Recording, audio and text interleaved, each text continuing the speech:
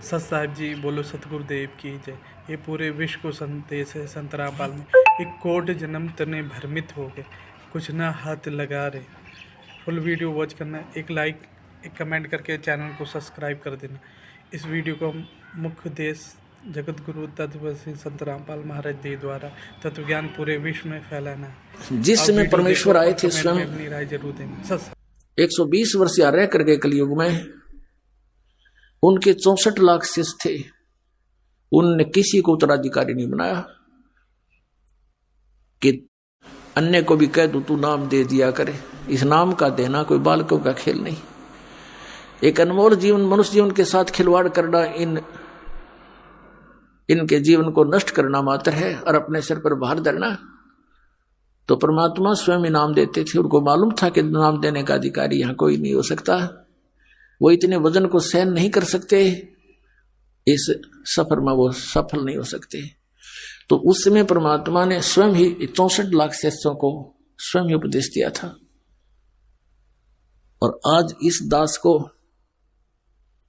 अपने वफादार कुत्ते को आपके लिए भौंकने के लिए, धनियों को जगाने के लिए आप फिर भेज दिया। ये दास लगातार सन 1994 से भौंक रहा है और अज्ञानता के कारण सभी ये समझते हैं कि निंदा करता है रामपाल, ये तो संतों की आलोचना करता है। पुण्यात्माओं, जरा ध्यान से सुनो इस दास के वचनों को और जो प्रमाण दिए जाते हैं उन्हें गहराई से सोचो। आपने फिर आलोचना की परिभाषा ही नहीं पता, आलोचना कहते किसे। जैसे किसी व्यक्ति ने नकली नोट छाप दिए 500 जनता को ठग रहा था। सरकार को पता चला, ओरिजिनल और डुप्लीकेट दोनों नोट साथ साथ रख के मीडिया में, समाचार पत्रों में प्रिंट करके भेजे, टीवी पर दिखाए कि भाई ये नकली है, ये असली है। अब कोई कहे कि सरकार तो किसी के नोटों की आलोचना कर रही है, तो कौन कह सकता, या तो उस ग्रुप का होगा, या कति महामूर्ख व्यक्ति, और या फिर अभिमानी व्यक्ति, या नशा कर रखा होगा किसी ने। सरकार आलोचना नहीं, एक महापरोपकार कर रही थी। ना जाने कितने बोले आत्मा ठगे जाते। मुश्किल से 2 रुपये दिहाड़ी करके सामने घर आता है और उसमें 500 रुपये का नकली, तो मर गया बेचारा, टक्कर मार कर होता परिवार। तो पुण्यात्माओं, ऐसे ये दास आपके साथ कर रहा है।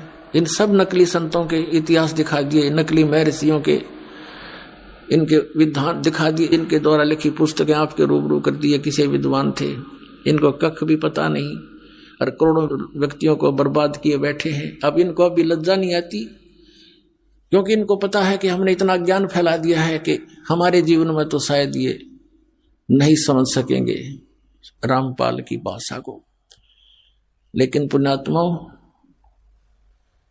परमात्मा के बच्चे हैं सभी। वो संत भी भगवान के बच्चे हैं, वो भी उनके लिए बुरे नहीं है। लेकिन परमात्मा तो उस जड़ को पकड़ता है कि ये सभी काल ने भ्रमित कर दिए। और अब भी इस दास के भौंकने से ये जाग गए, क्योंकि आप धनी आत्मा हो जो भगवान के लिए तड़प रहे हो, जा रहे हो, घूम रहे हो, और आपको जगाने के लिए दास भेज दिया अपना कुत्ता। और अब भी आप नहीं जागोगे तो फिर आपने घनी भांग पी रखी है काल की। फिर सुबह उठोगे तो आपका बहुत नुकसान हुआ मिलेगा। उठोगे कब? जब आपकी मृत्यु हो जाएगी। फिर आपके चारों तरफ यम के दूत खड़े होंगे और आप देख रहे होगे, मेरा बेटा कहाँ, मेरी बेटी कहाँ, मेरा कार कहाँ, मेरी कोठी कहाँ। कहते हैं सपना सा जा टूट उठ के मुंड पकड़ रोए। तेरा ये स्वप्न सा टूटेगा। जैसे सपने में एक भगत कह रहा था, बोला जी मैं वैसे तो रिक्शा चलाता हूँ और कार की इच्छा रखता था, मेरे पास भी कार हो। एक दिन सर्दियों के दिन थे, गहरी नींद आ गई और मैंने सपने में जैसे मैं कार खरीद ली और बैठ के कार में